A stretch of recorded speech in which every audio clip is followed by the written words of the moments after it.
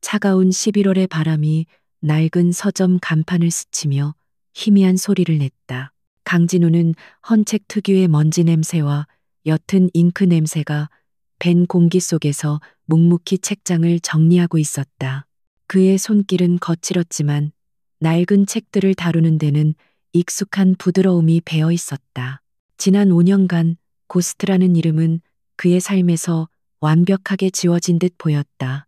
국가정보원의 그림자 속에서 가장 날카로운 칼이었던 그는 이제 서울 변두리에서 고요한 책방을 운영하는 평범한 아빠 강진우일 뿐이었다.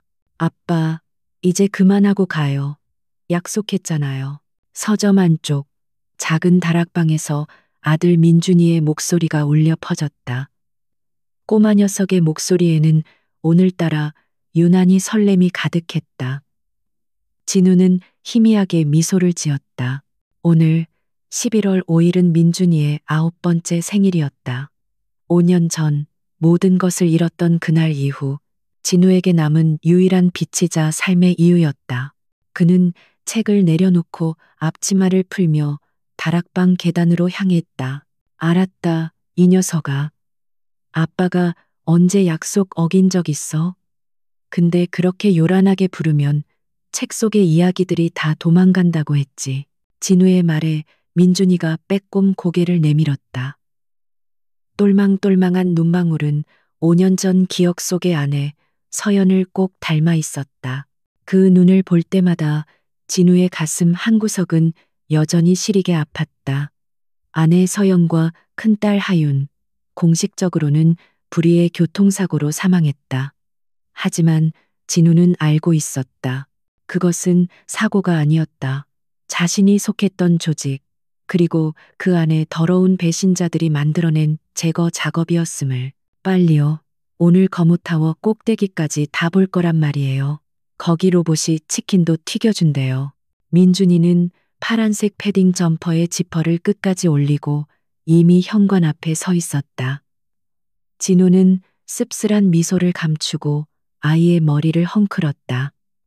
거무타워, 최근 서울의 새로운 랜드마크로 떠오른 최첨단 기술이 집약된 거대한 복합 빌딩이었다. 평소에 진우라면 그런 인파가 몰리는 곳, 보안 카메라가 거미줄처럼 촘촘한 곳은 피했겠지만 오늘은 아들의 생일이었다. 알았다. 대신 저녁에는 아빠가 해주는 미역국 먹는 거다. 로봇 치킨보다 100배는 맛있을 테니까. 진우는 낡은 코트를 걸치고 민준이의 작은 손을 잡았다. 서점문을 잠그는 그의 눈빛이 순간 날카롭게 변했다. 문을 잠그는 단순한 동작에도 그의 온 신경은 주변의 소리와 기척을 살폈다. 5년이 지났지만 고스트의 감각은 녹슬지 않았다. 그것은 생존 본능이었고 민준이를 지키기 위한 유일한 무기였다. 다행히 골목은 조용했고 흩날리는 낙엽뿐이었다. 두 사람이 도착한 거무타워는 그야말로 인산이네였다. 거대한 유리와 강철로 이루어진 건물은 하늘을 찌를 듯 솟아 있었고 로비는 최신 기술을 체험하려는 사람들로 발디딜 틈이 없었다. 민준이는 신이 나서 연신 손가락질을 하며 제잘거렸다. 진우는 애써 미소를 지으며 아이의 보폭에 맞췄지만 그의 시선은 본능적으로 인파 속의 비상구, 보안 요원들의 위치, 그리고 무엇보다 위협이 될 만한 요소들을 훑고 있었다. 아빠, 저기 봐요. 홀로그램 고래다. 민준이가 중앙 홀 천장을 가리켰다. 거대한 홀로그램 고래가 유유히 허공을 헤엄치고 있었다. 사람들의 탄성이 터져 나왔다. 진우는 민준이를 목마 태웠다. 아이의 즐거운 웃음소리가 그의 귓가를 간지럽혔다. 바로 이 순간을 위해 그는 모든 것을 버텼다. 이 작은 행복을 지킬 수만 있다면 그는 평생 헌책방 주인으로 늙어가도 좋았다. 그들은 전망대로 향하는 초고속 엘리베이터에 탑승했다. 수많은 인파에 섞여 엘리베이터가 상승하는 동안 진우는 투명한 유리벽 너머로 작아지는 서울의 풍경을 무감각하게 바라보았다. 그때였다. 엘리베이터가 100층 전망대에 도착하고 문이 열리는 순간 익숙하면서도 심장을 얼어붙게 하는 향기가 그의 코끝을 스쳤다. 아주 열게 남은 서연이 즐겨 쓰던 라벤더 향수 냄새였다. 진우의 몸이 순간적으로 굳었다. 5년 동안 단 한 번도 잊어본 적 없는 냄새였다. 말도 안 돼. 그는 고개를 흔들었다. 그저 비슷한 향수일 뿐이라고, 과거의 망령에 사로잡히지 말자고 스스로를 다잡았다. 그는 민준이를 내려놓고 아이의 손을 다시 꽉 잡았다. 전망대는 거대한 통유리로 둘러싸여 서울 전경이 한눈에 들어왔다.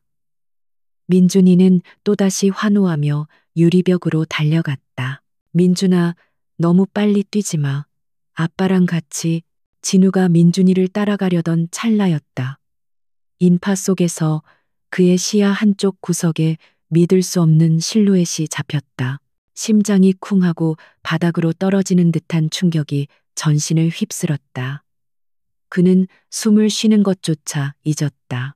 저만치 떨어진 전망대 카페테리아 창가 자리에 한 여자가 앉아 있었다.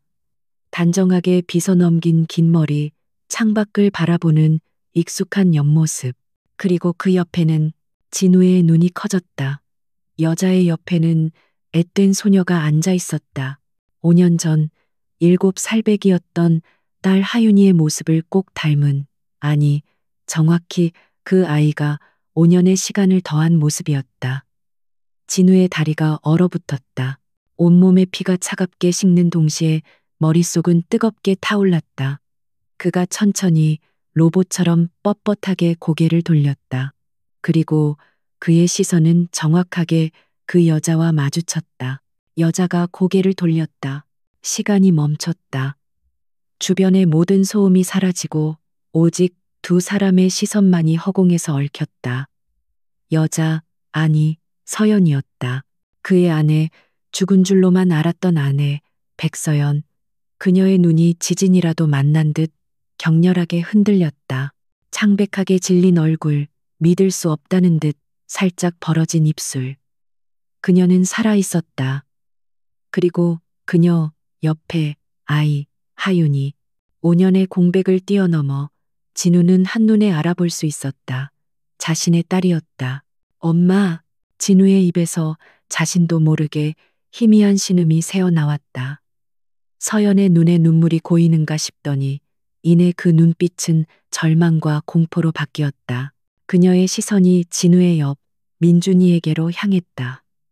그리고 다시 진우를 바라보며 거의 익히지 않을 정도로 작게 입술을 움직였다. 가, 당장. 그 순간 서연의 테이블 주변에 앉아있던 평범한 관광객처럼 보이던 두 명의 남자가 동시에 일어섰다. 그들의 움직임은 물 흐르듯 자연스러웠지만 진우의 눈에는 훈련된 특수요원 특유의 기민함이 포착되었다. 그들은 서연과 하윤을 완벽하게 감시하고 있었다. 한 남자가 서연의 어깨에 손을 올리며 부드럽지만 단호하게 속삭이는 듯했다. 서연은 고통스럽게 눈을 감았다가 떴다. 그것이 마지막이었다. 그녀는 하윤이의 손을 잡고 일어섰다. 하윤이 역시 진우 쪽을 힐끗 쳐다봤지만 그 눈빛은 텅 비어 있었다. 마치 감정이 제거된 인형처럼 아이는 엄마의 손에 이끌려 두 남자와 함께 인파 속으로 사라졌다. 그 모든 것이 불과 몇 초 사이에 일어난 일이었다. 아빠? 왜 그래요? 아빠 얼굴이 하얘요. 민준이가 걱정스러운 얼굴로 진우의 코트 자락을 잡아당겼다. 진우는 그제야 자신이 숨을 참고 있었다는 것을 깨달았다. 그는 거칠게 숨을 몰아쉬었다. 심장이 미친 듯이 날뛰었다. 5년 동안 억눌러 왔던 모든 감정이 분노, 슬픔, 배신감, 그리고 절망적인 희망이 한꺼번에 폭발할 것 같았다. 하지만 그는 고스트였다. 그는 지금 폭발해서는 안 되었다. 아무것도 아니야, 민준아. 그냥 아빠가 갑자기 멀미가 좀 나나 봐. 우리 이제 그만 내려갈까? 로봇 치킨은 다음에 보자. 진우는 민준이를 품에 안아들었다. 아이를 안은 팔이 미세하게 떨리고 있었다. 그는 서연과 하윤이 사라진 방향을 날카롭게 응시했다. 그들은 살아 있었다. 죽은 것이 아니었다. 5년 동안 누군가에게 감금되어 있었다. 그리고 그 누군가는 자신이 그토록 증오했던, 그러나 감히 복수할 엄두도 내지 못했던 바로 그들이었다. 그의 눈빛이 차갑게 가라앉았다. 5년간의 평화는 끝났다. 헌책방 주인 강진우는 오늘 이곳 거무타워에서 죽었다. 그리고 고스트가 다시 깨어났다. 아내와 딸을 되찾기 위해서, 그리고 이 모든 비극을 설계한 자들에게 지옥을 선물하기 위해서. 그는 민준이를 안고 엘리베이터로 향했다. 아이의 생일날 가장 끔찍한 진실과 마주한 아빠는 이제 다시 한번 전쟁터로 나갈 준비를 해야 했다. 모든 것이 시작된 이곳 거모타워에서 거모타워를 빠져나오는 진우의 걸음은 이상할 리만치 침착했다. 하지만 민준이의 손을 잡은 그의 손은 관절이 하얗게 변할 정도로 굳어 있었다. 그는 아들을 향해 애써 미소를 지었지만 고스트의 눈은 엘리베이터에서부터 로비까지 모든 얼굴을 훑고 있었다. 심장이 갈비뼈를 부술듯이 뛰었지만 겉으로는 평온을 가장해야 했다. 민준이를 지켜야 했다. 아빠, 정말 괜찮아요? 아까부터 땀 흘리는 것 같아요. 민준이가 걱정스러운 눈으로 그를 올려다보았다. 진우는 마른 입술을 애써 축이며 아이의 머리를 쓰다듬었다. 괜찮아, 아들. 그냥 높은 곳에 있다가 내려와서 그런가 봐. 우리 빨리 아빠 친구 아저씨네 가자. 서점에 급한 일이 좀 생겼어. 그는 거짓말을 하고 있었다. 5년 만에 처음으로 아들에게 하는 중대한 거짓말이었다. 서점으로 돌아갈 수는 없었다. 그곳은 더 이상 안전하지 않았다. 만약 그들이 서영과 하윤을 5년이나 감금했다면 진우의 존재를 몰랐을 리 없었다. 오늘의 만남은 우연이 아니었다.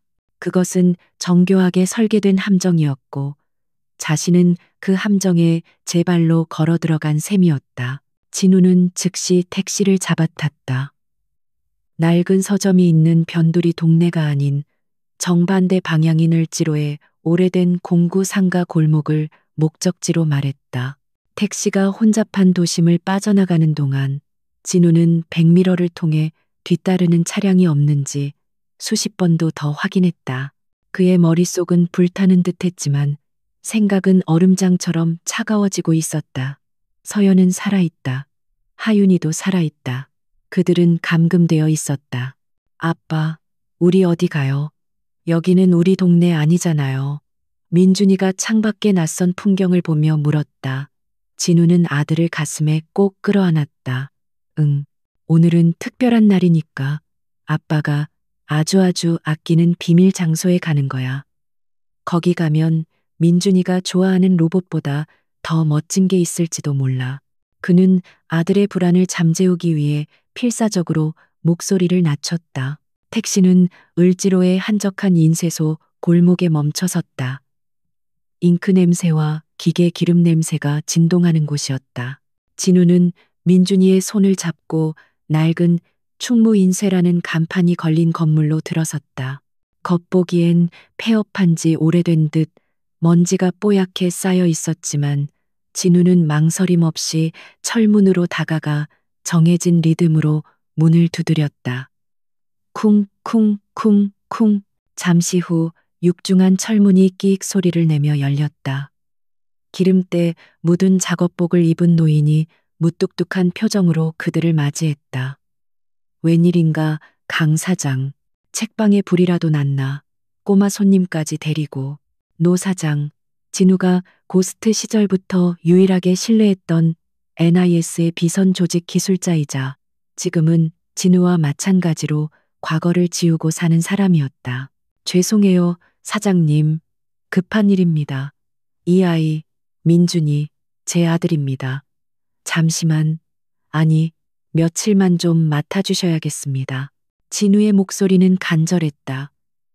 노 사장은 말없이 진우의 굳은 얼굴과 그 뒤에 숨은 민준이의 호기심 어린 눈을 번갈아 보았다. 노 사장은 5년 전 진우가 사라졌을 때 그의 뒷정리를 도왔던 유일한 사람이었다.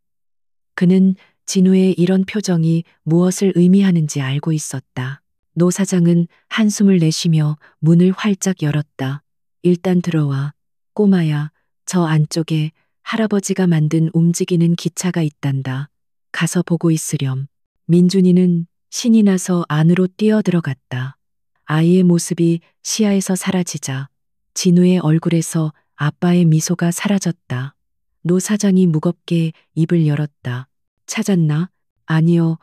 살아 있었습니다. 서연이랑 하윤이. 그 한마디에 노 사장의 눈이 커졌다. 그는 더 이상 아무것도 묻지 않았다. 지하로 내려가. 5년 동안 아무도 안 건드렸지만 전력은 유지해뒀네. 자네가 언젠가 돌아올 것 같아서 말이지. 진우는 말없이 고개를 숙였다. 민준이 목숨처럼 부탁드립니다. 노 사장은 고개를 끄덕였다. 내 목숨보다 더 안전할 걸세. 어서 가. 진우는 인쇄소 구석에 있는 낡은 화물 엘리베이터로 향했다. 비밀번호와 지문 인식을 거치자 엘리베이터는 굉음을 내며 지하 깊은 곳으로 내려가기 시작했다. 이곳은 그의 마지막 세이프 하우스이자 고스트의 무기고였다. 5년 만에 돌아온 이 공간은 여전히 차가운 금속 냄새로 가득했다. 불이 켜지자 벽면을 가득 채운 각종 통신 장비와 무기, 그리고 위조 신분증들이 모습을 드러냈다. 진우는 코트를 벗어 던졌다. 낡은 서점 주인의 모습은 사라지고 날카로운 눈빛에 전직 특수 요원만이 남았다. 그는 즉시 메인 시스템을 부칭했다. 5년 동안 잠자고 있던 서버가 낮은 구동음을 내며 깨어났다. 그는 자신의 모든 감각이 되살아나는 것을 느꼈다. 5년의 은두는 끝났다. 한편 같은 시각 거모타워 최상층 펜트하우스. 서연과 하윤은 2명의 요원에게 이끌려 호화롭지만 창문 하나 없는 방으로 돌아왔다.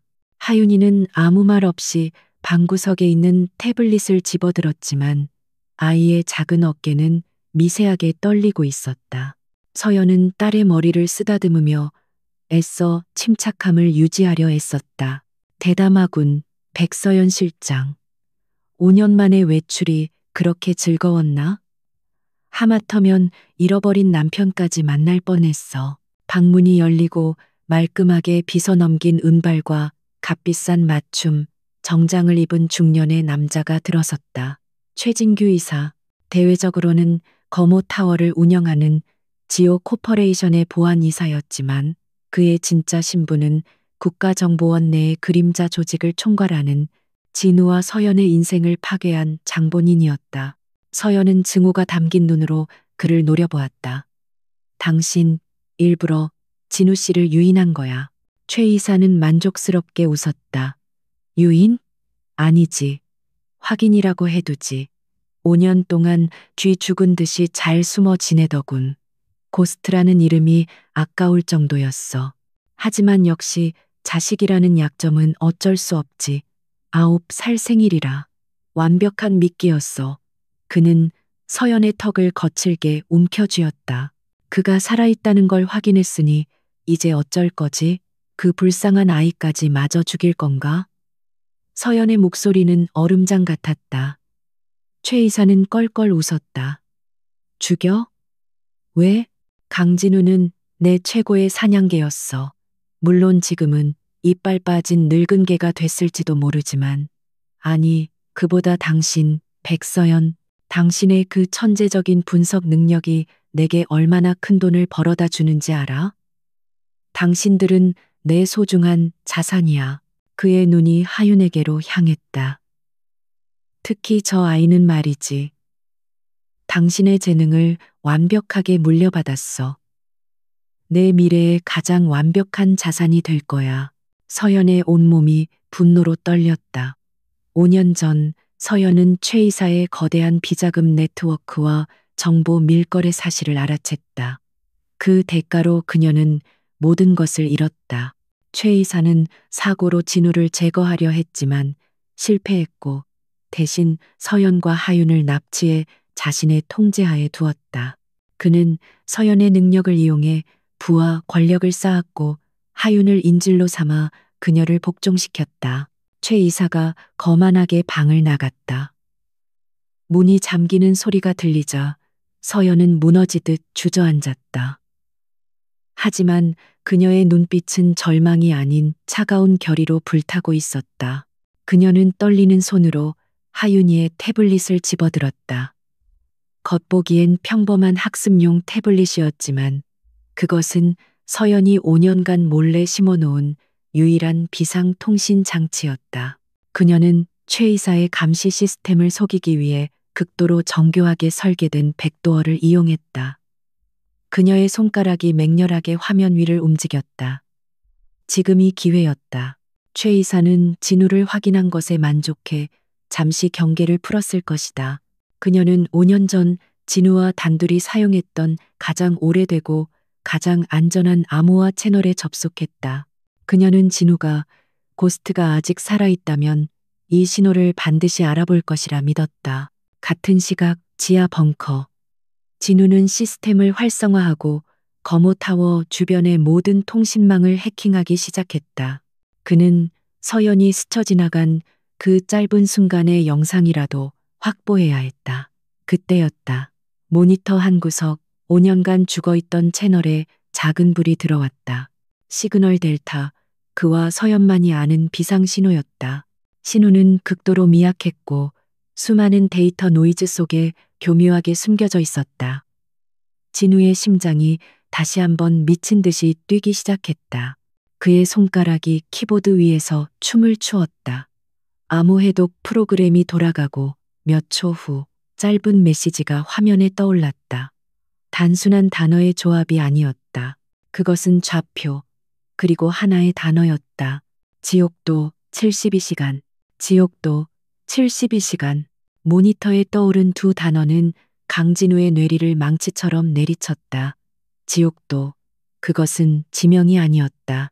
5년 전 아내 서연과 그가 조직 내의 검은 그림자를 추적하며 붙였던 비밀 코드명이었다. 당시 국정원 내에서 막강한 권력을 휘두르던 최진규가 사적으로 구축하고 있던 불법 정보 서버, 그들만이 지옥도라 불렀던 바로 그 시스템이었다. 72시간. 그것은 명백한 시간 제한이었다. 진우의 손가락이 다시 키보드 위를 광적으로 움직였다. 서연이 보낸 신호는 단순한 조난 신호가 아니었다. 그것은 미끼이자 초대장이었으며 동시에 방대한 정보의 열쇠였다. 그는 고스트 시절에 사용했던 최신부 해독 프로토콜을 가동했다. 5년 만에 깨어난 지하 벙커의 서버가 굉음을 내며 열기를 뿜기 시작했다. 신호의 표면을 걷어내자 그 안에 교묘하게 숨겨져 있던 압축 데이터 패킷이 모습을 드러냈다. 서연다운 방식이었다. 그녀는 최악의 상황 속에서도 늘 몇 수 앞을 내다보는 천재적인 전략가였다. 데이터의 암호는 그와 그녀의 결혼기념일 그리고 딸 하윤이 태어난 시간의 조합이었다. 진우는 떨리는 손으로 마지막 키를 눌렀다. 압축이 풀리면서 파일들이 쏟아져 나왔다. 그것은 지난 5년간의 지옥을 압축해 놓은 기록이었다. 진우는 첫 번째 파일을 열고 숨을 멈췄다. 그것은 서연의 업무 보고서였다. 최진규는 서연을 죽이지 않았다. 그는 그녀의 천재적인 두뇌를 이용해 자신의 제국을 건설하고 있었다. 서연은 지오 코퍼레이션이라는 합법적인 간판 뒤에 숨어 최진규의 불법 자금 세탁, 무기 밀거래, 그리고 전 세계를 상대로 한 정보 장사의 핵심 분석가로 일하고 있었다. 그녀는 사실상 거모타워의 심장부, 그 지옥도 서버를 관리하는 노예가 되어 있었다. 그녀가 분석한 정보들이 어떻게 사람들을 파멸시키고 전쟁을 부추기며 최진규의 금고를 채웠는지 상세한 로그 파일이 첨부되어 있었다. 서연은 이 모든 것을 기록하고 있었다. 언젠가 진우가 혹은 정희가 이 기록을 발견할 날을 기다리면서 진우는 주먹을 너무 세게 쥔 나머지 손톱이 살을 파고들어 피가 배어 나왔다. 분노가 온몸을 태울 듯 했지만 그는 다음 파일로 시선을 옮겼다. 그리고 그 순간 그의 세상은 다시 한번 무너져 내렸다. 파일명은 자산 HY 육성 프로그램이었다. HY 강하윤, 그의 딸이었다. 파일에는 하윤이의 5년간의 기록이 담겨 있었다. 심리 조작, 영재 교육, 그리고 서연의 뒤를 이을 차세대 분석가로 키우기 위한 훈련 과정이 상세히 기록되어 있었다. 최진규는 하윤이를 단순한 인질로 잡고 있었던 것이 아니었다. 그는 서연의 재능을 물려받은 하윤이를 자신의 완벽한 미래 자산으로 만들고 있었다. 거무타워에서 마주쳤던 하윤이의 텅 빈 눈빛. 그것은 감정이 거세된 인형의 눈빛이 아니었다. 그것은 오랜 시간 동안 정교하게 세뇌되고 통제된 아이의 모습이었다. 최진규. 진우의 입에서 짐승 같은 신음이 터져 나왔다. 그는 모니터를 주먹으로 내리칠 뻔했지만 간신히 이성을 붙잡았다. 그는 깨달았다. 오늘 거무타워에서의 우연한 만남은 결코 우연이 아니었다. 최진규는 진우가 살아있다는 것을, 그리고 민준이와 함께 숨어 지낸다는 것을 이미 알고 있었던 것이다. 그는 즉시 거무타워의 보안 시스템에 다시 접속했다. 서연이 남긴 데이터 패킷에는 타워의 보안 시스템을 우회할 수 있는 백도어의 일부 정보가 포함되어 있었다. 진우는 그 틈을 비집고 들어가 오늘 아침의 방문객 로그와 CCTV 기록을 샅샅이 뒤졌다. 그리고 충격적인 사실을 발견했다. 최근 몇 달간 낡은 서점 주변에 정체불명의 차량들이 주기적으로 나타났다. 사라졌다는 것을 차량 관리 기록을 통해 확인했다. 그들은 진우를 감시하고 있었다. 민준이의 생일, 아들이 노래를 부르던 거모타워의 광고, 그리고 오늘 아침 자신들의 동선, 모든 것이 최진규의 손바닥 위에 있었다. 그는 진우를 타워로 유인한 것이었다. 5년 만에 모습을 드러낸 고스트를 직접 확인하고 서연을 흔들기 위해.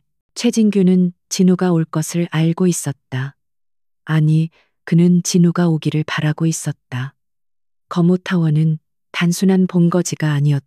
그것은 최진규가 자신의 부와 권력을 과시하기 위해 세운 기념비이자 마지막 남은 위협인 고스트 강진우를 끌어들여 제거하기 위한 거대한 함정이었다. 그는 자신의 첨단 요새 안에서 5년 동안 숨어 지내느라 녹슬었을 것이라 생각하는 전직 요원을 기다리고 있었다. 진우의 눈이 차갑게 빛났다. 최진규의 오만함이 느껴졌다. 그는 진우를 그저 뛰어난 사냥개 정도로만 생각했지. 모든 것을 잃은 남편이자 아빠의 분노를 얕보고 있었다. 하지만 진우는 이제 확신했다. 서연이 보낸 72시간은 단순한 마감 시한이 아니었다.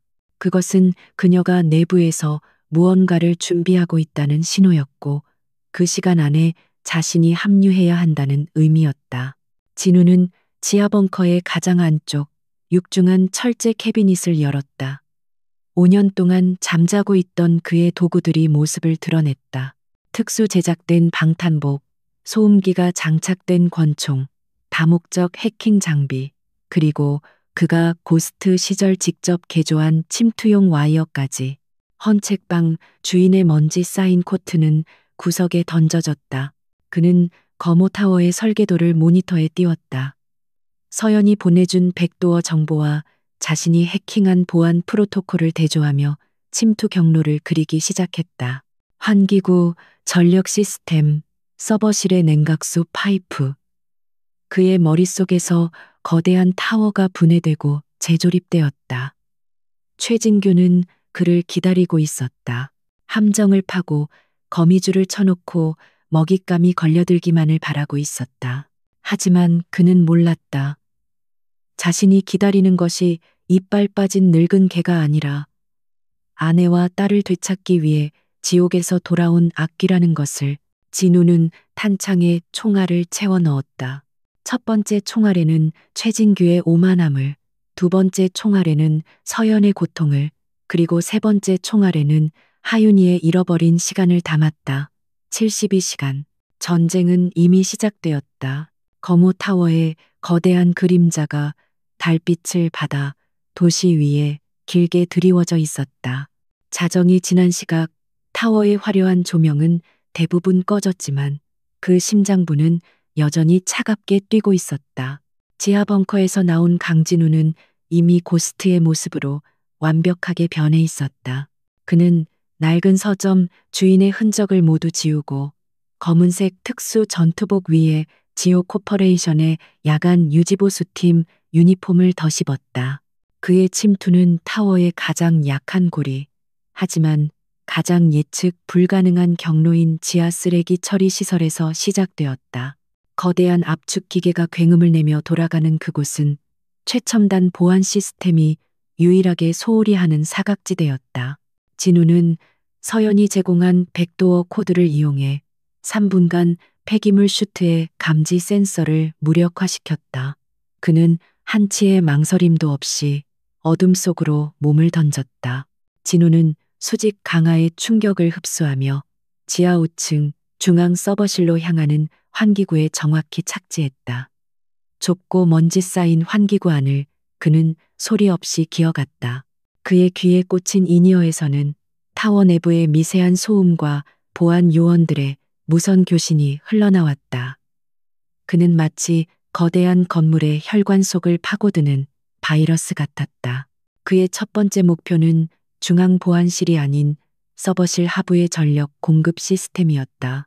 최진규는 분명 자신을 기다리고 있을 것이고 정문이나 상층부 같은 예측 가능한 경로에는 2중, 3중의 함정을 설치해 두었을 터였다.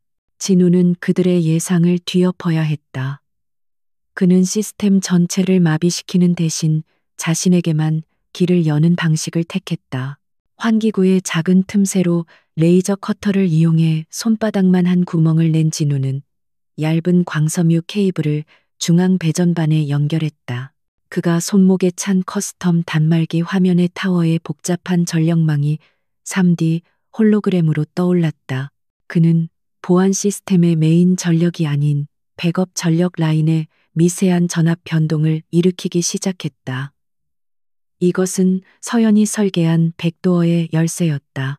사구역 복도, 조명 센서, 깜박임 현상 발생, 확인 바람, 보안 요원의 무전이 들렸다. 진우가 의도적으로 일으킨 작은 오류였다.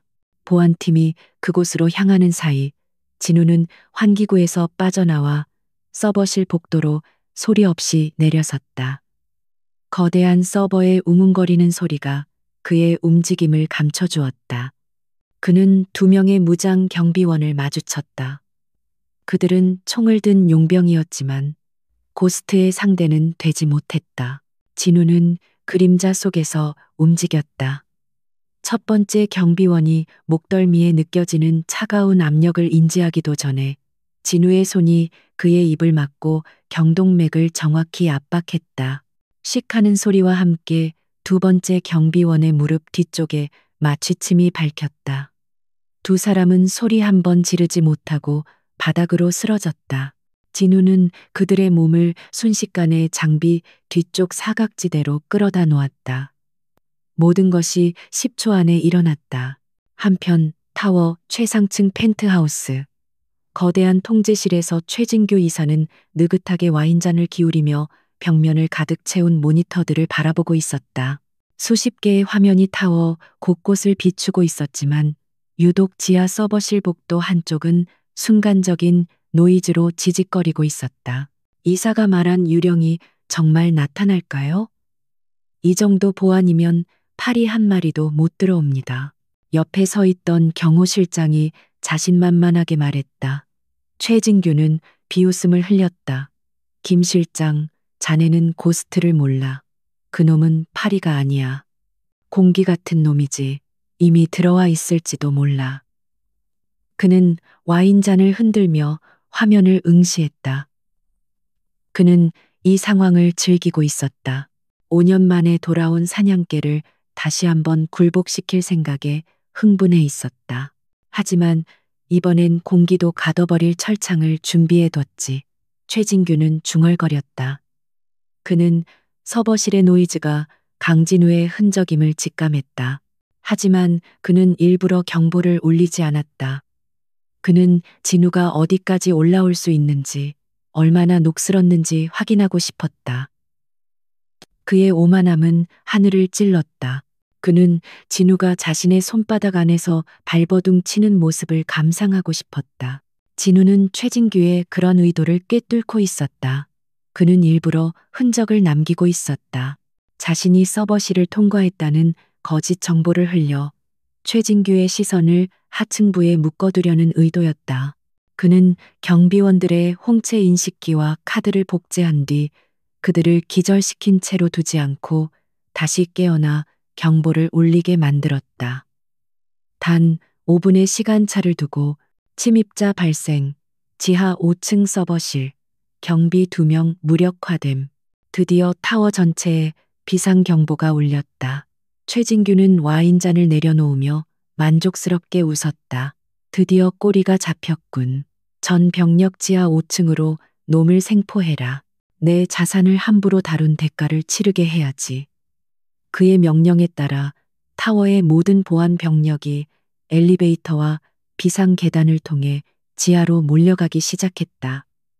하지만 그 순간 진우는 이미 지하 5층에 없었다. 그는 서버실을 통과하는 척하며 실제로는 그 옆에 붙어 있는 중앙 엘리베이터의 거대한 수직 통로로 진입했다. 모든 병력이 아래로 향하는 동안 그는 홀로 위로 향하고 있었다. 그는 엘리베이터 통로의 강철 케이블을 붙잡고 특수 제작된 등강기를 이용해 짐승 같은 속도로 벽을 타고 올랐다. 그의 목표는 100층 전망대가 아니었다. 그보다 더 위, 지도에도 존재하지 않는 101층 최진규의 펜트하우스이자 서연과 하윤이 감금된 미러룸이었다. 그는 병력이 아래로 쏠린 틈을 타 타워의 가장 핵심적인 동맥을 역류하고 있었다. 그의 단말기에는 서연이 남긴 백도어를 통해 해킹한 펜트하우스의 내부 구조도가 떠 있었다. 최진규의 오만함이 그에게 길을 열어준 셈이었다. 최진규가 자신의 승리를 확신하며 지하의 소동에 집중하는 사이 진우는 이미 그의 심장부 100층 상부의 환기 시스템에 도달해 있었다. 차가운 바람이 그의 땀을 식혔다. 그는 마지막 남은 보안 레이저망 앞에 섰다. 서연의 데이터에 따르면 이 레이저망은 펜트하우스 내부의 생체 신호와 연동되어 있었다. 진우는 숨을 죽였다. 이제부터는 기술이 아닌 순수한 고스트의 감각으로 통과해야 하는 구간이었다. 그는 눈을 감고 방 안의 공기 흐름을 느꼈다. 최진규는 아직 몰랐다. 자신이 사냥하고 있다고 믿었던 그 유령이 이미 자신의 목덜미 바로 뒤에 서 있다는 것을. 101층의 공기는 차갑고 밀도가 높았다. 마지막 보안 레이저망은 펜트하우스 내부의 미세한 공기 흐름과 연동되어 있었다. 강진우는 고스트의 모든 감각을 끌어올렸다. 그는 5년 전 눈을 가리고 좁은 파이프라인을 통과하던 훈련을 기억했다. 그는 숨을 거의 멈춘 상태로 레이저가 교차하는 찰나의 순간, 그리고 환기 시스템이 공기를 빨아들이는 그 0.5초의 간극을 포착했다.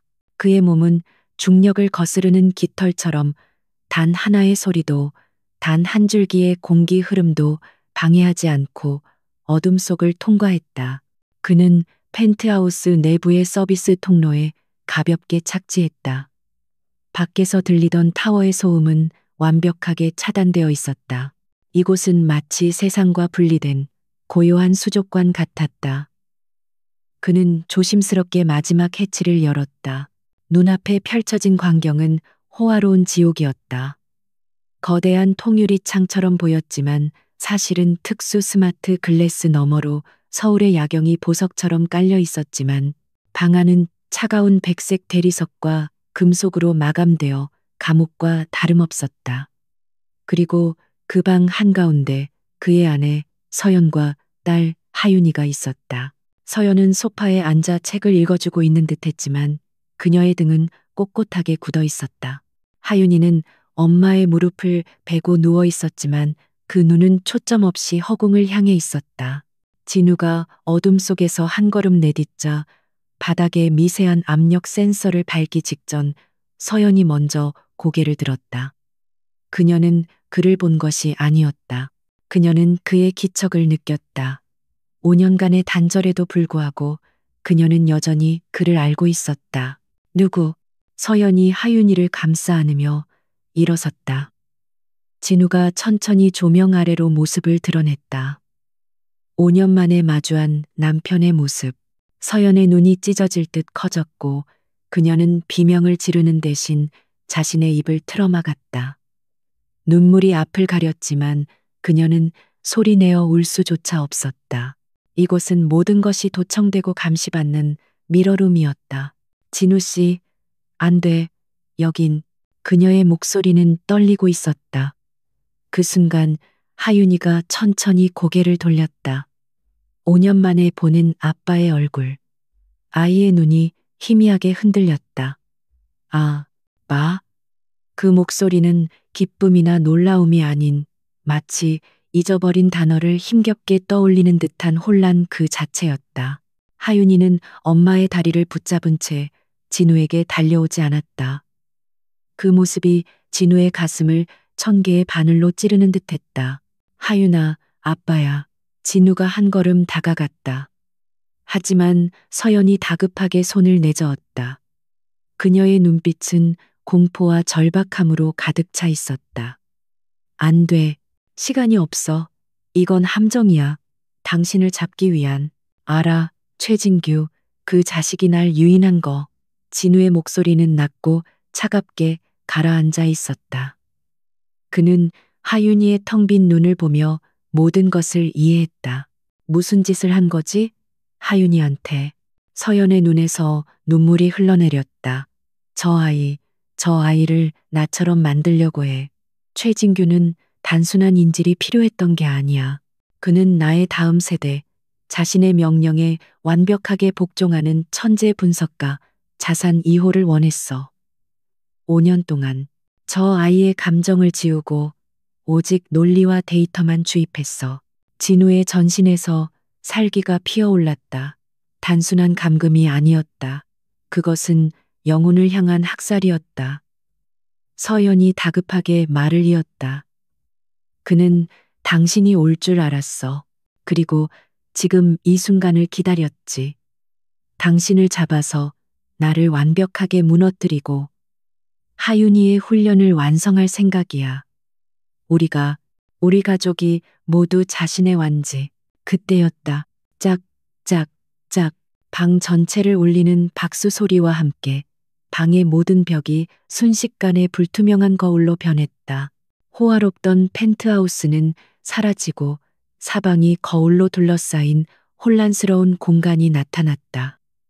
미러룸, 그 이름의 진짜 의미가 드러나는 순간이었다. 그들의 모습이 수백, 수천 개로 반사되었다. 브라보, 정말 대단하군, 고스트. 나의 이 완벽한 요새 101층까지. 그것도 내 모든 병력이 네가 파놓은 함정에 빠져 지하로 달려가는 동안 넌 유유히 심장부까지 걸어 들어왔어. 최진규의 목소리가 스피커를 통해 흘러나왔다. 그는 거울 어딘가 너머에서 그들을 지켜보고 있었다. 거울의 일부가 스크린으로 변하며 와인잔을 든 최진규의 오만한 얼굴이 나타났다. 그는 통제실에 앉아 마치 잘 연출된 연극을 감상하는 듯한 표정이었다. 5년 동안 헌 책방 먼지나 맡고 있더니 감이 좀 무뎌졌을 줄 알았는데 역시 내 최고의 사냥개다워. 최진규가 껄껄 웃었다. 닥쳐. 진우가 차갑게 말했다.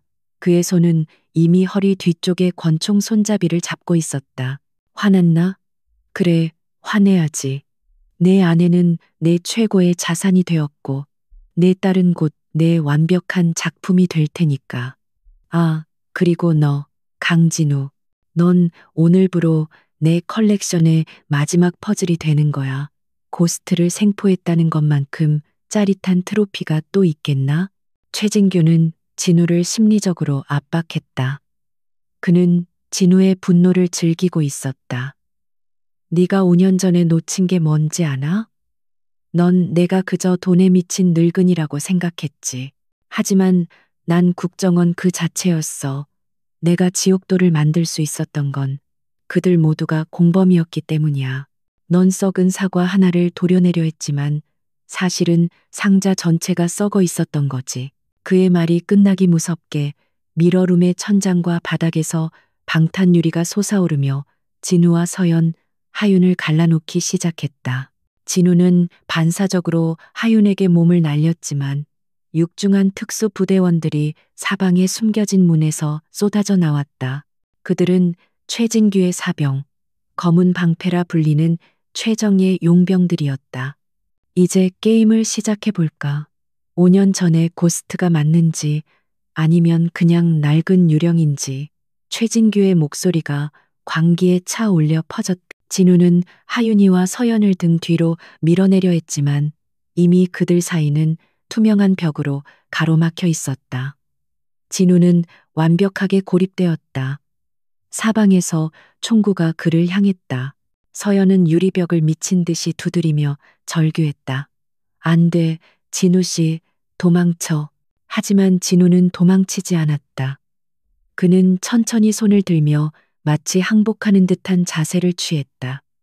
하지만 그의 눈은 분노가 아닌 차가운 계산으로 빛나고 있었다.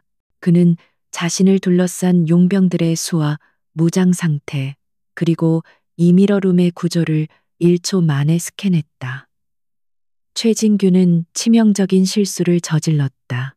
그를 죽이지 않고 생포하라고 명령한 것, 그리고 무엇보다 그를 너무 오래 떠들게 내버려 두었다. 게임은 끝났다. 최진규. 강진우가 항복하듯 들었던 두 손을 내리며 낮게 으르렁거렸다. 그의 눈빛은 더 이상 분노가 아닌 사냥 직전의 포식자처럼 차갑고 고요하게 빛나고 있었다. 그가 갇힌 미러룸은 사방이 거울이었고 그것은 적들에게도 마찬가지였다. 수십 개의 반사된 형상 속에서 누가 진짜 강진우인지 구별하는 것은 찰나의 혼란을 야기하기에 충분했다. 멍청한 놈, 아직도 상황 파악이 안 되나. 쏴라. 놈의 팔다리를 쏴서라도 멈춰. 최진규가 통제실에서 광분하며 소리쳤다. 검은 방패의 용병들이 일제히 진우를 향해 진압탄을 발사했다. 하지만 진우는 이미 그 자리에 없었다. 그는 바닥을 구르며 가장 가까운 용병의 다리를 걸어 넘어뜨렸다. 동시에 거울벽을 발로 차고 튀어오르며 공중에서 다른 용병의 총을 빼앗아 들었다. 모든 것이 1초 만에 일어난 일이었다. 크악! 진우는 총을 쏘지 않았다. 그는 빼앗은 총의 개머리판으로 용병의 안면을 가격하고 그를 방패 삼아 다른 총알들을 막아냈다. 미러룸은 순식간에 혼돈의 전장으로 변했다. 진우는 거울을 이용했다. 자신의 움직임을 반사시켜 적들을 교란시켰고 적들의 위치를 거울을 통해 정확히 파악했다. 그는 유령처럼 나타났다가 사라지며 정확하고 무자비하게 적들의 관절과 급소를 타격했다. 이 괴물 같은 놈. 용병들이 공포에 질려 외쳤지만 고스트의 5년 전 실력은 전혀 녹슬지 않았다. 아니, 5년간의 억눌렸던 분노가 더해져 더욱 치명적이고 날카로워져 있었다. 그는 단순한 특수 요원이 아니었다. 그는 모든 것을 잃었다가 되찾기 위해 돌아온 지옥의 화신 그 자체였다. 한편 이 모든 혼란 속에서 유리벽 반대편의 백서연은 더 이상 절규하며 벽을 두드리지 않았다. 그녀의 눈은 남편의 전투에서 한시도 떼지 않았지만 그녀의 손은 몰래 소매 속에 감추고 있던 얇은 팔찌형 단말기를 미친 듯이 조작하고 있었다. 5년, 최진규가 자신을 자산으로 부리며 감금했던 그 5년 동안 그녀는 단순히 복종만 하고 있었던 것이 아니었다. 그녀는 최진규의 지옥도 서버를 구축하고 관리하는 척하며 그 거대한 시스템의 가장 깊은 곳에 자신만이 아는 트로이의 목마를 심어두었다.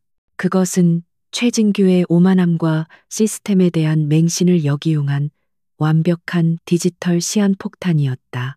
그리고 강진우가 벌이는 이 아수라장은 그녀가 이 폭탄을 터뜨릴 수 있는 완벽한 시간을 벌어주고 있었다. 서버실에 무슨 일이야? 왜 경고 메시지가 뜨는 거지? 최진규의 통제실이 발칵 뒤집혔다. 진우가 지하 서버실을 통과하며 심어둔 작은 교란 프로그램이 아니었다. 그것은 지옥도의 메인 코어에서부터 시작된 시스템 전체의 붕괴 신호였다. 이사님, 데이터가 외부로 유출되고 있습니다. 막을 수가 없습니다. 최진규의 얼굴이 하얗게 질렸다. 그가 5년, 아니 10년 넘게 쌓아 올린 모든 것, 국정원을 좀먹으며 구축한 그의 검은 제국, 불법 자금, 무기 밀거래 내역, 전 세계 유력 인사들의 치명적인 약점, 그 모든 것이 담긴 지옥도의 데이터가 실시간으로 전 세계의 주요 언론사와 독립수사기관, 그리고 국정원 내부의 최진규 세력에게 전송되고 있었다. 당장 막아, 서버 전원을 내려. 최진규가 미친 듯이 소리쳤다. 하지만 기술자의 대답은 절망적이었다. 안 됩니다, 이사님. 백서연이 심어둔 바이러스입니다. 시스템 전체의 통제권이 넘어갔습니다. 강제로 전원을 내리면 서버가 물리적으로 파괴되면서 이 빌딩 전체가 위험해집니다. 서연은 최악의 경우를 대비해 지옥도 서버를 인질로 잡은 것이었다.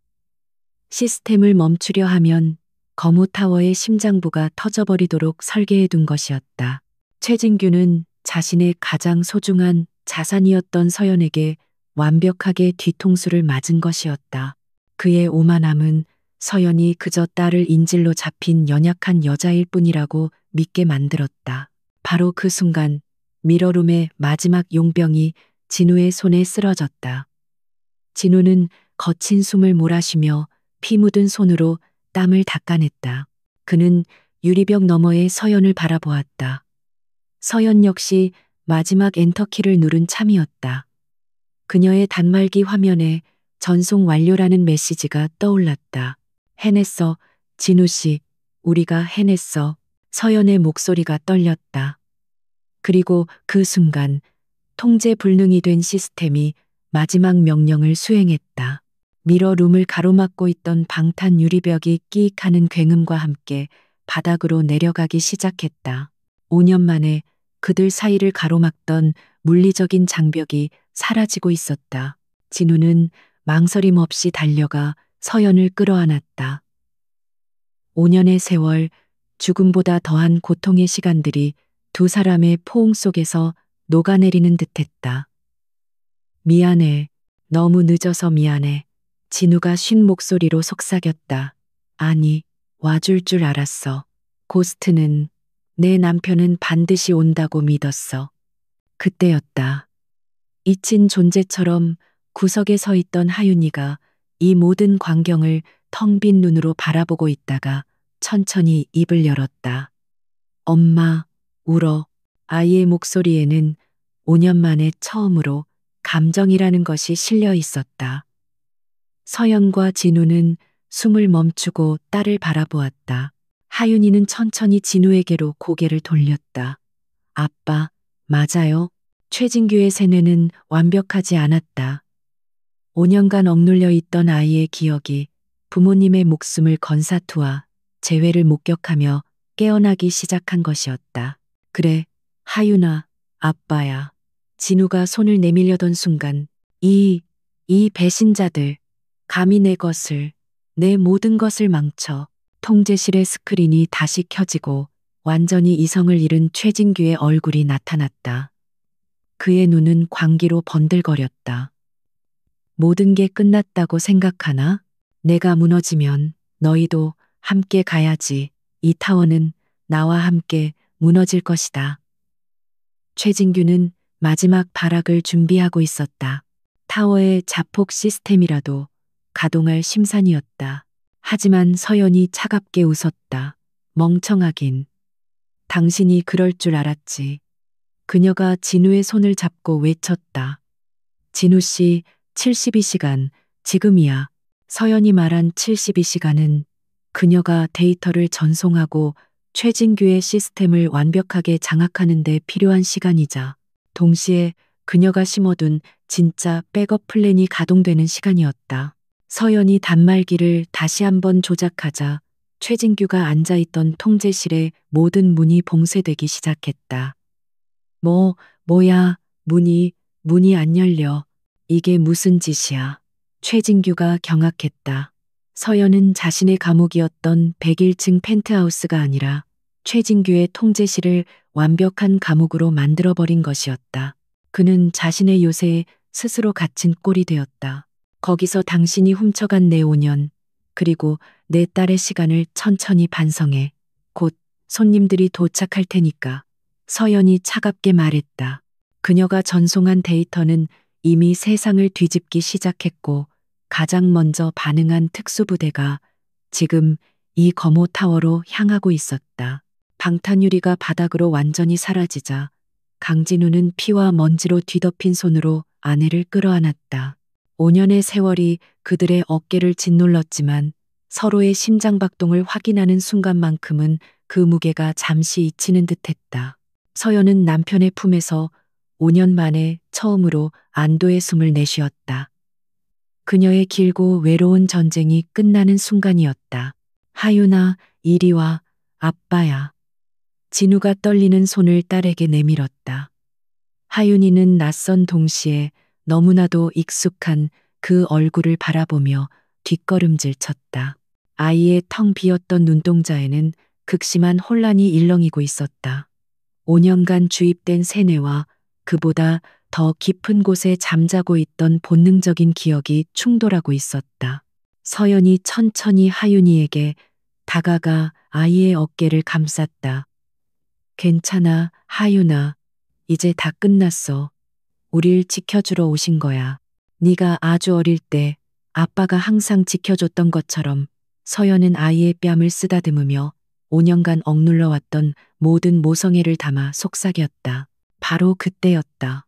101층의 육중한 강철문이 폭발음과 함께 뜯겨져 나갔다.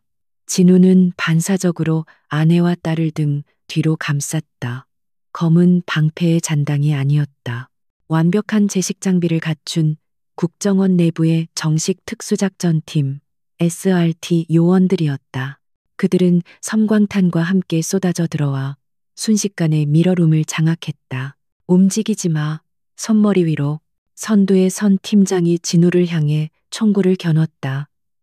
하지만 그는 방아쇠를 당기지 않았다. 진우의 얼굴을 확인한 팀장의 눈이 커졌다. 설마 고스트? 강진우 선배? 그는 5년 전 진우가 가장 아끼던 후배 중 한 명이었다. 서연이 전송한 데이터가 제대로 된 사람들에게 전달된 것이었다. 상황 종료다. 진우가 낮게 말했다. 그는 천천히 손을 내렸다. 최진규는 통제실에 갇혀 있다. 그는 이제 당신들 거다. 후배 요원은 잠시 망설였지만 이내 총구를 내렸다. 그는 서연이 보낸 데이터의 발신지가 바로 이곳임을 확인했다. 그는 고개를 끄덕이며 부하들에게 명령했다. A팀, 통제실 확보, 최진규 이사. 아니, 피의자 최진규를 체포한다. 요원들이 일사불란하게 움직였다. 잠시 후 통제실에서 끌려 나오는 최진규의 모습이 스크린에 비쳤다. 그는 더 이상 오만한 권력자가 아니었다. 모든 것을 잃고 이성을 상실한 초라한 늙은이에 불과했다. 그는 요원들에게 끌려가면서도 진우와 서연을 향해 악독한 저주를 퍼부었다. 이걸로 끝난 줄 알. 그의 목소리는 엘리베이터 문이 닫히며 끊겼다. 거모 타워는 완벽하게 봉쇄되었다. 언론사 헬기가 상공을 뒤덮기 시작했고 타워 아래는 경찰차와 국정원 차량의 경광등으로 붉게 물들었다. 진우는 자신의 겉옷을 벗어 하윤이를 감싸 안았다. 아이는 낯선 상황에 겁을 먹었지만 아빠의 품에서 느껴지는 체온에 조금씩 간정을 되찾아갔다. 그들은 요원들의 호의를 받으며 비상 엘리베이터를 타고 1층 로비로 내려왔다. 불과 몇 시간 전 민준이와 함께 홀로그램 고래를 보던 그곳은 이제 완전한 혼돈의 중심지가 되어 있었다. 진우는 서연의 손을 굳게 잡았다.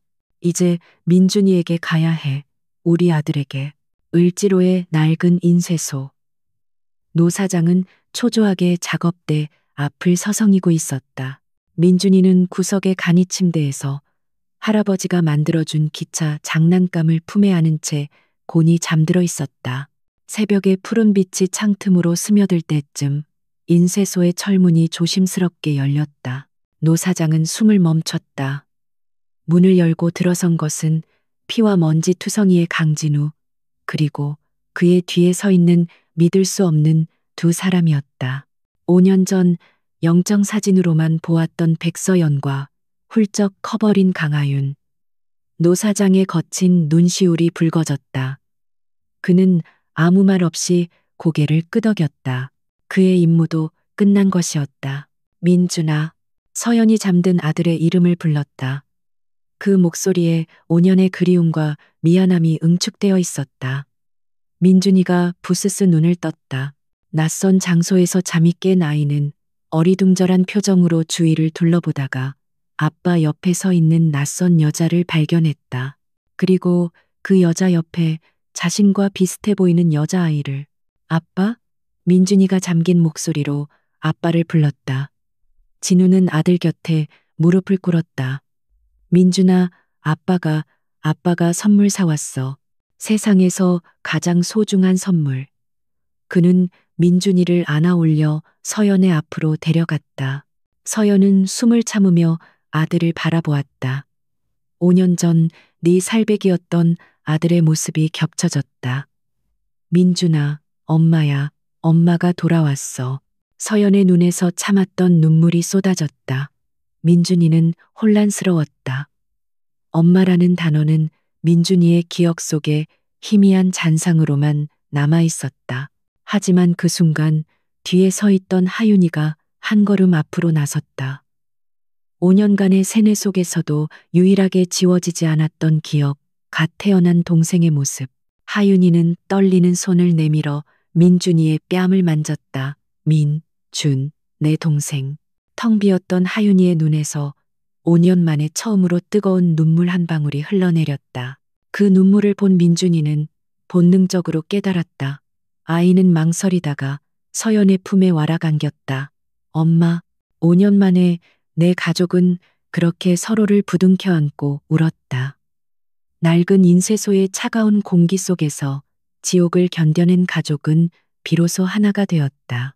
6개월 후 서울에서 멀리 떨어진 남해의 한적한 바닷가 마을. 파도 소리가 유일한 소음인 그곳의 작은 2층 집에서 웃음소리가 새어나왔다. 강진우는 더 이상 고스트가 아니었다. 그는 낡은 면 티셔츠 차림으로 마당에서 민준이에게 자전거 타는 법을 가르쳐주고 있었다. 아빠, 나 봐요. 이제 손 놔도 돼요. 민준이가 외쳤고 진우는 웃으며 손을 놓았다. 비틀거리면서도 페달을 밟아 나가는 아들의 모습을 테라스의 흔들의자에 앉은 서연이 따뜻한 눈길로 바라보고 있었다. 그녀의 옆에는 하윤이가 앉아 스케치북에 그림을 그리고 있었다. 하윤이는 여전히 말이 많지 않았지만 그 눈은 더 이상 텅 비어 있지 않았다. 아이는 심리치료와 가족의 사랑 속에서 빠르게 회복하고 있었다. 스케치북에는 네 사람이 손을 잡고 바닷가를 걷는 모습이 서툴지만 밝은 색채로 그려져 있었다. 최진규의 지옥도는 세상에 공개되어 거대한 파문을 일으켰다. 국정원은 해체에 가까운 개혁을 겪었고 수많은 관련자들이 법의 심판을 받았다. 진우와 서연, 그리고 노 사장은 철저한 증인, 보호 프로그램 아래 새로운 신분을 부여받았다. 그들의 과거는 완벽하게 지워졌다. 저녁 노을이 바다를 황금빛으로 물들일 때 서연이 진우의 곁으로 다가왔다. 진우는 아내의 어깨를 감쌌다. 괜찮아? 그가 물었다. 응. 당신은? 서연이 되물었다. 두 사람은 말없이 서로를 바라보며 미소 지었다. 상처는 깊었지만 아물고 있었다. 엄마, 아빠, 저녁 뭐예요? 민준이와 하윤이가 달려와 두 사람의 다리에 매달렸다. 5년의 공백이 무색하게 아이들은 서로에게 가장 친한 친구이자 남매가 되어 있었다. 진우는 두 아이를 번쩍 안아들었다. 오늘 저녁은 아빠가 해주는 미역국 어때? 로봇 치킨보다 100배는 맛있을 거다. 5년 전 거무타워에 가기 전에 했던 약속이었다. 하윤이가 진우의 뺨에 입을 맞추며 작게 속삭였다. 좋아요. 진우는 아내와 두 아이를 바라보았다. 5년 전 아들과의 데이트에서 시작된 지옥은 끝났다. 고스트는 죽었다. 하지만 강진우라는 이름의 남편이자 아빠는 이곳에서 비로소 새로운 새벽을 맞이하고 있었다. 완전한 행복은 아닐지라도 그들은 함께였고 그것으로 충분했다.